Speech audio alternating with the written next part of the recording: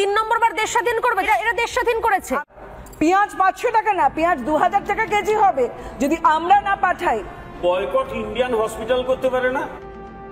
ভারতীয় আগ্রাসনের দিন শেষ, এটা ছাত্র জনতার স্বাধীন বাংলাদেশ। সাম্প্রতিক সময়ে ছাত্র আন্দোলন এবং শেখ হাসিনার পতনের পর পশ্চিমবাংলার মিডিয়া যেন মানসিক রোগীতে পরিণত হয়েছে।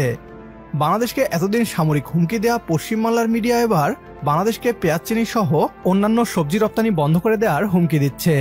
ভারতের গোলামি করা ছাড়া বাংলাদেশের কাছে নাকি আর কোনো অপশন নেই।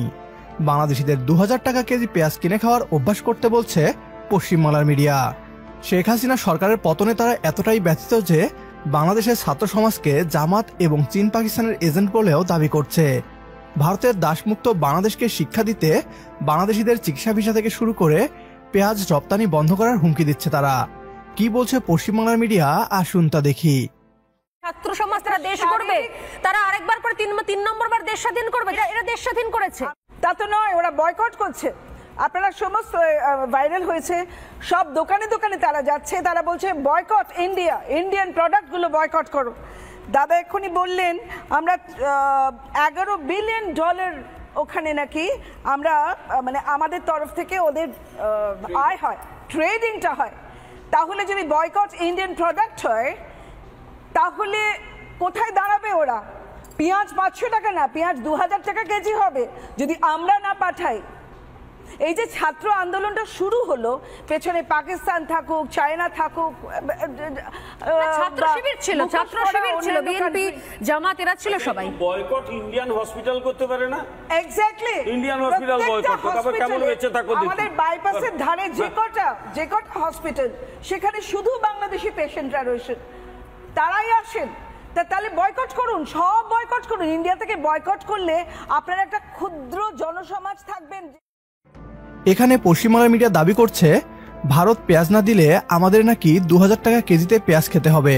পশ্চিমবাংলার এই নিউজ প্রেজেন্টারকে বলতে চাই, আপনারা এরই মধ্যে বাংলাদেশে পেঁয়াজ রপ্তানি বন্ধ করে দিয়েছেন। ভারতীয় পেঁয়াজ এই মুহূর্তে বাংলাদেশের বাজারে নেই। আপনাদের পেঁয়াজ রপ্তানি করা ছাড়াই বাংলাদেশে 110 টাকা প্রতি কেজি পেঁয়াজ পাওয়া যাচ্ছে। কথায় আছে, ভাত ছেটালে কাকের অভাব হয় না। বাংলাদেশে এখন পাকিস্তান এবং চীনা পেঁয়াজের দাপট। ভারতীয় পেঁয়াজের জায়গায় এখন পাকিস্তানি ও চীনা পেঁয়াজ আমদানি করা হচ্ছে। আপনারা পেঁয়াজ রপ্তানি বন্ধ করে দিলেই আমরা আত্মসমর্পণ করে বাংলাদেশকে আবার ভারতীয় একটি কলোনিতে পরিণত হতে দিব, এমনটা ভাববেন না। ভারত যদি বাংলাদেশের রপ্তানি বন্ধ করে দেয় তাহলে ভারতের কৃষকদের যে কি হাল হয় তা ইতিমধ্যেই দেখা যাচ্ছে।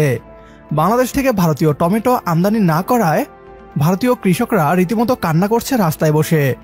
বাংলাদেশের সাম্প্রতিক অস্থিরতার জেরে রপ্তানিতে ধস নামায় চরম বিপাকে পড়েছে ভারতের টমেটো চাষিরা। ফসল বিক্রি করে লাভ হওয়া তো দূরের কথা, এখন খরচ উঠানোই কঠিন হয়ে গেছে তাদের জন্য। পশ্চিমবাংলার মিডিয়াকে বলতে চাই, এটা শেখ হাসিনার বাংলাদেশ নয়, এটা ছাত্র জনতার বাংলাদেশ। চিকিৎসা খাতকে ইচ্ছা করেই ভঙ্গুর করে রেখেছিল বিগত সরকার। অপেক্ষা করুন, নতুন বাংলাদেশের স্বাস্থ্য ব্যবস্থা এমনভাবে গড়ে তোলা হচ্ছে শুধু সাধারণ বাংলাদেশিরা নয়, বাংলাদেশের রাষ্ট্রপ্রধানরাও দেশের হাসপাতালেই চিকিৎসা করাবে। আমাদেরকে ভিসা না দেওয়ার হুমকি কিংবা রপ্তানি বন্ধ করে দেওয়ার হুমকি দিয়ে লাভ হবে না। আমাদের সাথে যদি আপনিও একমত হন তাহলে কমেন্ট বক্সে ইয়েস লিখে জানিয়ে দিন আমাদের। সেই সাথে ভিডিও শেয়ার করে দেখার সুযোগ করে দিন আপনার বন্ধুদের। আপনার একটি শেয়ারে হয়তো অনেকেই জানবে ভারতীয় মিথ্যা প্রোপাগান্ডা আর আমাদের যথাযথ উত্তর সম্পর্কে। পরবর্তী ভিডিও দেখার আমন্ত্রণ জানিয়ে বিদায় নিচ্ছি আজ। আল্লাহ হাফেজ।